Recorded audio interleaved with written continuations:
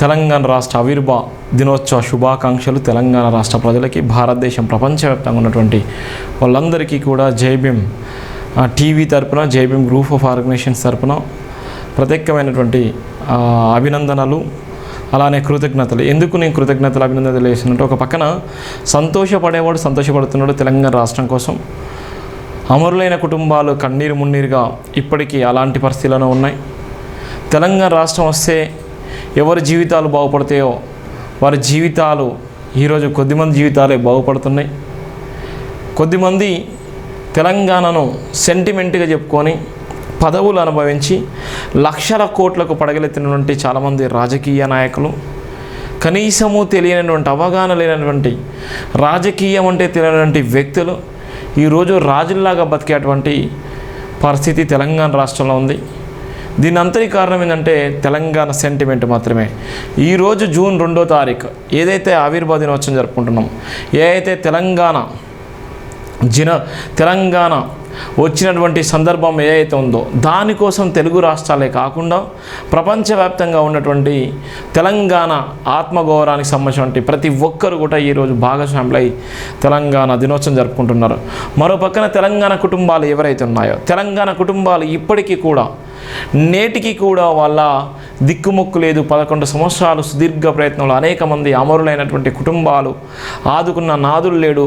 తెలంగాణ రాష్ట్రం వస్తే ఏ జీవితాలు బాగుపడతాయి, ఏ కుటుంబాలు బాగుపడతాయో, తెలంగాణ రాష్ట్రం వస్తే ఎవరు నిజమైన తెలంగాణ అమరులని గుర్తించలేనటువంటి దౌర్భాగ్యమైన పరిస్థితిలో ఇవాళ ప్రభుత్వాలు ఉన్నాయంటే నిజంగా బాధాకరం. ఒక పక్కన తెలంగాణ రాష్ట్రం ఏర్పడ్డది అమరవీరుల కుటుంబాల నుంచి. తెలంగాణ రాష్ట్రం ఏర్పడ్డది తెలంగాణ అమరులు త్యాగ ఫలితము. తెలంగాణ రాష్ట్రం రావడానికి అనేక మంది అసువులు బాసినటువంటి సందర్భాలున్నాయి. తెలంగాణ రాష్ట్రం కోసం నేను కూడా మొట్టమొదటి 2009లో జర్నలిస్ట్ ఫీల్డ్లోకి వచ్చిన తర్వాత, 2009లో జర్నలిస్ట్ ఫీల్డ్లోకి వచ్చిన తర్వాత ఢిల్లీలోని జంతర్ మంతర్ వద్ద నేను కూడా జర్నలిస్టుల నుంచి, తెలంగాణ జర్నలిస్టుల ఫోరం నుంచి కూడా నేను అక్కడ ధర్నాలో పాల్గొని ఆ రోజుల్లో 73,000 రూపాయలు ఖర్చు పెట్టుకోవడం జరిగింది 2009లో తెలంగాణ రాష్ట్రం కోసం. అక్కడ దాకా వెళ్ళి సుమారుగా నాతో పాటు 18 మందిని నేను తీసుకొని వెళ్ళడం జరిగింది. 18 మందిని తీసుకొని వెళ్ళి తెలంగాణ జర్నలిస్టుల ఫోరం ఆధ్వర్యంలో తెలంగాణ రాష్ట్రం వస్తే బతుకులు బాగుపడతాయి, తెలంగాణ రాష్ట్రం వస్తే అనేక మందికి ఉద్యోగ అవకాశాలు వస్తాయి, తెలంగాణ రాష్ట్రం వస్తే నిధులు నియామకాలు మా వాటా మాకు వస్తాయి, తెలంగాణ రాష్ట్రం వస్తే అమరుల కుటుంబాలకు న్యాయం జరుగుతుంది, తెలంగాణ రాష్ట్రం వస్తే ప్రతి ఒక్కరు కూడా ఇలా సుభిక్షంగా సంతోషంగా ఉంటారు, తెలంగాణ రాష్ట్రం వస్తే 4.5 కోట్ల ప్రజల ఆకాంక్ష నెరవేరబోతుంది. 1969లో మొదలైనటువంటి ఉద్యమము 2009లో ఉధృతంగా జరిగినటువంటి ఉద్యమంలో అనేక మంది ప్రాణాల సైతం లెక్క చేయకుండా ప్రాణాలు కోల్పోయినటువంటి అనేకమైనటువంటి సంఘటనలు చూసాం. ఆ సంఘటనలు కలిసివేసినటువంటి తరుణంలోనే తెలంగాణ రాష్ట్రం వస్తే నిజంగా ఇలాంటి ప్రాణాలు పోవు, తెలంగాణ రాష్ట్రం వస్తే అనేక మంది జీవితాలు బాగుపడతాయి, తెలంగాణ రాష్ట్రం వస్తే సబ్బండ కులాలు బాగుపడతారు, తెలంగాణ రాష్ట్రం వస్తే కుల మత వర్గ ప్రాంతం అనేది లేకుండా అందరూ కూడా సంతోషంగా ఉంటారనేటువంటి నేపథ్యంలోనే తెలంగాణ కోసం ప్రతి ఒక్కరు కూడా రైలు రోకలు, రాస్తా రోకలు, అనేకమైన మానవహారాలు, కుల మత భేదానికి సంబంధం లేకుండా ఇలా ఉన్నటువంటి విద్యార్థి సంఘాలు, కుల సంఘాలు, మత సంఘాలు అందరూ ఒకే నినాదమై ఈరోజు తెలంగాణ రాష్ట్రం సాధించుకున్నటువంటి రోజు. కానీ ఎవరి పాలైంది పాల? ఎవడు వెళ్తున్నాడు? ఎవడు నిజంగా రాజ్యాధికారంలో ఉన్నాడు? ఎవడి కోసం ఏర్పడ్డది? ఎవడు ఆకాంక్ష కోసం ఏర్పడది? తెలంగాణ రాష్ట్రం రావడానికి అనేకమైనటువంటి సంచలనాత్మకమైనటువంటి నిర్ణయాలు ఎవరు తీసుకున్నారు? ఇలా తెలంగాణ రాష్ట్రం వచ్చిన తర్వాత అనుభవిస్తున్నది ఎవరు? తెలంగాణ రాష్ట్రం రాకముందుకున్నటువంటి పరిస్థితి ఏంది? తెలంగాణ రాష్ట్రం వచ్చిన తర్వాత పరిస్థితి ఏంది? ఉమ్మడి రాష్ట్రంలో ఉన్నటువంటి నేపథ్యంలో, ఉమ్మడిగా ఉన్నటువంటి సందర్భంలో అనేకమైనటువంటి పనులైనాయి. ఉమ్మడిగా ఉన్నటువంటి సందర్భంలో అనేకమైనటువంటి పనులైన తర్వాత ఈరోజు ఉమ్మడి రాష్ట్రాలు విడిపోయిన తర్వాత ఏదైతే ఆర్టికల్ 3 ప్రకారంగా రాష్ట్రాలు ఏదైతే విడిపోయినటువంటి సందర్భంలో ఇలా తెలంగాణ రాష్ట్రంలో ఇలా ఆకలి చావులకు ఇలా కొదవలేదనేటువంటి నేపథ్యం ఉంది. నిరుద్యోగ సమస్యలు ఇలా కొదవలేనటువంటి సందర్భాలు ఉన్నాయి. ఇలా ఉన్నటువంటి సొమ్మకూడదైతే సోకకూడదే విధంగా ఉన్నది. ఎందుకోసం ఈరోజు చెప్తుందంటే ఇలా జూన్ 2 అంటే ఒక ప్రత్యేకమైనటువంటి దినం. జూన్ 2 అంటే ఒక ప్రత్యేకమైనటువంటి దినం కాబట్టి ఈ జూన్ 2కు తెలంగాణకు చాలా సంబంధం ఉన్నటువంటి నేపథ్యం ఉంది. జూన్ 2కు ఉన్నటువంటి నేపథ్యంలోనే ఇలా భయంకరమైనటువంటి పరిస్థితి కూడా చెప్తున్నాను. జూన్ 2 రావడానికి గల కారణాలేంది, ఎంతమంది అమరులయ్యారు. 1969లో మొదలైనటువంటి ప్రత్యేక తెలంగాణ ఉద్యమం, 1969లో తెలంగాణ ఉద్యమం, మొదటి తెలంగాణ ఉద్యమం ప్రారంభమైన సందర్భంలో ఈ ప్రత్యేక రాష్ట్రం కోసం పోరాడినటువంటి 1969లో మొదలైనటువంటి అనేక మంది అమరులైనటువంటి కుటుంబాలు.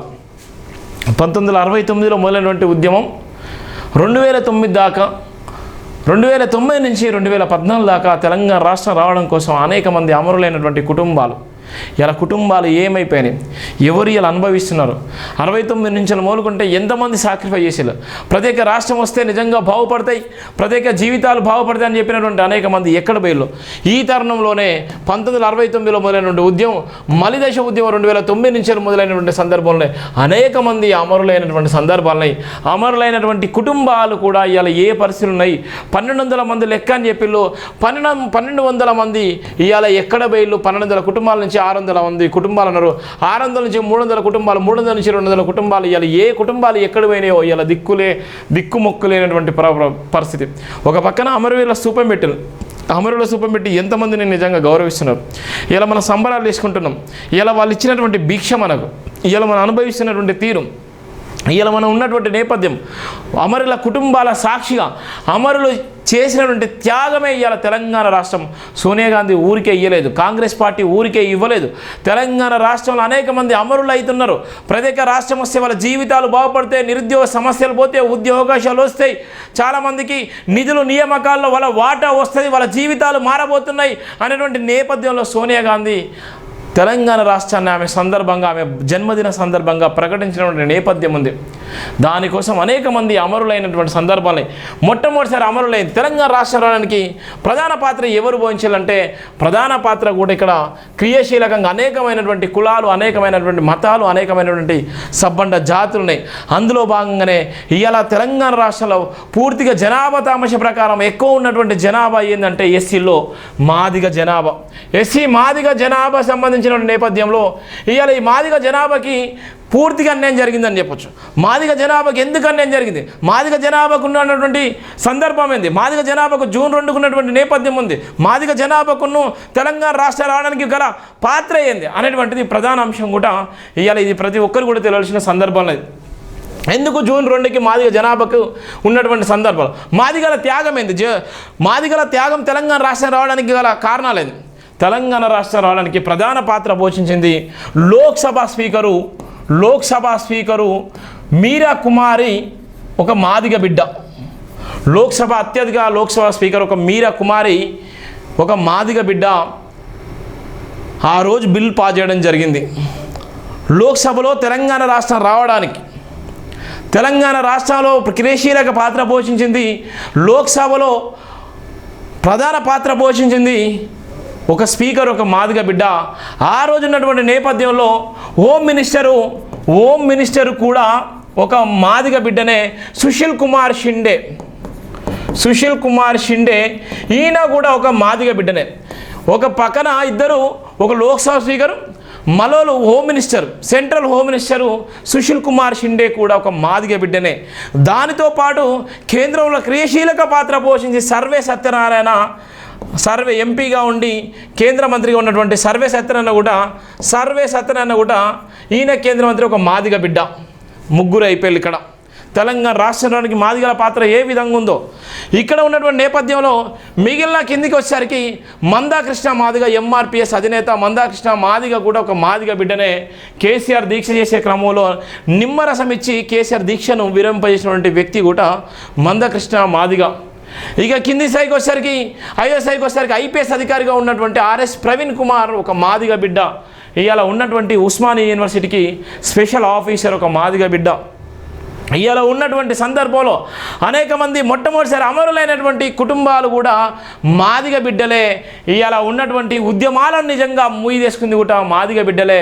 తెలంగాణ రాష్ట్రం ఈరోజు రావడానికి, తెలంగాణ రాష్ట్రం ఈరోజు ఆవిర్భవించడానికి, తెలంగాణ రాష్ట్రంలో క్రియాశీలకమైనటువంటి పాత్రను పోషించింది ఎవరంటే మాదిగలే. ఈ మాదిగల చరిత్ర మీకు తెలియకపోతే మాదిగల ఉనికిని కోల్పోయేటువంటి ప్రమాదం ఉంది. తెలంగాణ రాష్ట్రం రావడానికి క్రియాశీలకమైనటువంటి ముఖ్యమైనటువంటి పాత్రను పోషించినటువంటి వ్యక్తులు ఎవరంటే ఇక్కడ చెప్పినటువంటి ఉన్నటువంటి ఈ పేర్లు మాత్రమే. ఈ పేర్లే ఇలా తెలంగాణ రాష్ట్రం సిద్ధించడానికి, తెలంగాణ రాష్ట్రం రావడానికి, తెలంగాణ రాష్ట్రం వచ్చినటువంటి ఈ తెలంగాణ రాష్ట్రంలో క్రియాశీలకమైనటువంటి పాత్రను పోషించింది కూడా మాదిగల పాత్ర ఉంది. కానీ ఇలా మాదిగలు ఎక్కడున్నారంటే ఇలా పదవులు లేవు, ఇలా మాదిగలకు పదవులు లేవు, ఇలా ఉన్నటువంటి పదవులు లేక ఇలా ఆగమాగం అయ్యేటువంటి నేపథ్యం ఉంది. ఎవడు పోయింది పదవులు అంటే, ఎవడు అనుభవిస్తానంటే సొమ్ము ఒకటిది సోకు ఒకటిది అనేటువంటి నేపథ్యం ఉంది. అందుకోసమే ఒక కళాకారుడు ఒక పాట పాడిండు, ఎవడి పాలయ్యింది రో తెలంగాణ, ఎవడేలుతున్నాడు రో తెలంగాణ అనేటువంటి గాయకుడు పాడినటువంటి పాట నిజంగా అక్షరాల సత్యం. ఈరోజు ఆ పాట ఎన్నిసార్లు గుర్తుపెట్టుకున్నా తక్కువనే. కానీ ఏమైపోయిందంటే ఇవాళ ఆ పాట కూడా అర్థం లేకుండా పోయింది. ఇవాళ సొమ్ము ఒకటి సోకు ఒకటిది.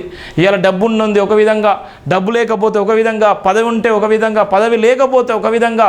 ఇవాళ అమరుల కుటుంబాలు ఇప్పటికీ కూడా బాధలో ఇవాళ మునిగిపోతున్నాయి. వాళ్ళ గురించి చెప్తూ ఎంత చెప్పినా తక్కువనే. నేను విద్యార్థి దశలో ఉన్నటువంటి నేపథ్యంలో రాజగోపాల్ లాగా నేను వేషం వేసుకోవడం జరిగింది. రాజగోపాల్ లాగా నేను ఎస్ఎఫ్ఐ, ఎన్ఎస్యుఐ, ఏబీపీ ఉన్నటువంటి సందర్భంలో, విద్యార్థి సంఘ లీడర్గా ఉన్నటువంటి సందర్భంలో, విద్యార్థి సంఘాల లీడర్గా ఉన్నప్పుడు సందర్భంలో, వరంగల్లో ఉన్నటువంటి చదువుకునే సందర్భంలో రాజగోపాల్ లాగా నేను వేషం వేయడం జరిగింది. ప్రత్యేక తెలంగాణ రాష్ట్రం కోసం నేను రాజగోపాల్ లాగా వేషం వేసుకొని కాలేల చుట్టూ మొత్తం రోడ్ల మీద మేము నిరసన వ్యక్తం చేయడం, ప్రత్యేక రాష్ట్రం వస్తే అనేటువంటి నేపథ్యంలో ఇవాళ మా విలువలు ఎక్కడ పోయినాయో, తెలంగాణ రాష్ట్రం వస్తే ఎవరి జీవితాలు బాగుపడతాయో, తెలంగాణ రాష్ట్రం కోసం ఎన్ని కుటుంబాలు అయితే త్యాగం చేసిలో ఆ కుటుంబాలకి ఇప్పటి వరకు కూడా న్యాయం చేయలేదు. ఇప్పటి వరకు ఆ కుటుంబాలను ఆదుకునే దిక్కు లేదు. తెలంగాణ రాష్ట్రం వస్తే నిజంగా బాగుపడుతున్నటువంటి కుటుంబాలు అయితే ఎక్కడ పోయినాయేమో కానీ వీళ్ళందరూ చెప్పినటువంటి కుటుంబాలన్నీ కూడా బాగుపడ్డటువంటి సందర్భాలున్నాయి. ఇది ప్రధానమైనటువంటి ఒక అంశం. ఇలా కేసీఆర్ కుటుంబం ఎన్ని కోట్లకి వెళ్ళిపోయాడు. కేసీఆర్ కుటుంబం వాస్తవానికి తెలంగాణ రాష్ట్రం రావడానికి రాకముందుకు ఇదే తార్నాకలో ఉన్నటువంటి నేపథ్యంలో ఒక చిన్న అద్దె ఇంట్లో వండుకొని ఇవాళ ఉన్నటువంటి తెలంగాణ సెంటిమెంట్తో ఎదిగినటువంటి కేసీఆర్ ఇవాళ ఎన్ని లక్షల కోట్లకి ఎదిగిపోయాడు. ఇవాళ ఉన్నటువంటి జడ్పీటీసీగా ఎదిగినటువంటి ఇవాళ రేవంత్ రెడ్డి ఇవాళ రాష్ట్ర ముఖ్యమంత్రిగా ఏ విధంగా పరిపాలిస్తున్నాడు. ఇవాళ నేను చెప్పినటువంటి అనేక మంది ఇవాళ ఎక్కడ పోయి ఇవాళ పేదోడుగానే ఉండిపోయాడు. ఇవాళ ఇంకా పేదోడుగానే తెలంగాణ రాష్ట్రంలో ఇంకా పేదోడు బతకలాగానే వాడు ఇంకా అలానే ఇవాళ ఉన్నటువంటి నేపథ్యం ఉందంటే ఇవాళ మనం ఎటుపోతున్నాం, ఏం ఆలోచిస్తున్నాం అర్థం కానటువంటి నేపథ్యం ఉంది ఈ తెలంగాణ రాష్ట్రంలో ప్రధానమైనటువంటి పాత్ర. ఇంకా అందుకోసమే జైబీన్ దినపత్రికలో ప్రధానమైనటువంటి వార్త ఉంది. తెలంగాణ ప్రజలకు రాష్ట్ర ఆవిర్భోత్సవ దినోత్సవ శుభాకాంక్షలు ప్రత్యేకమైనటువంటి నేపథ్యం. నేను ఎందుకు ఇవన్నీ చెప్తున్నంటే చెప్పకపోతే ఎవడు చూసినా లైవ్ చూసినా చూడకపోయినా ఎవరున్నా లేకపోయినా సత్యమే, నిజాయితీగా చెప్పడమే నా ధర్మం. తప్పును తప్పనడం, ఒప్పనడమే నా లక్ష్యం. నేను గత 9 సంవత్సరాల నుంచి నడిపిస్తున్నాను.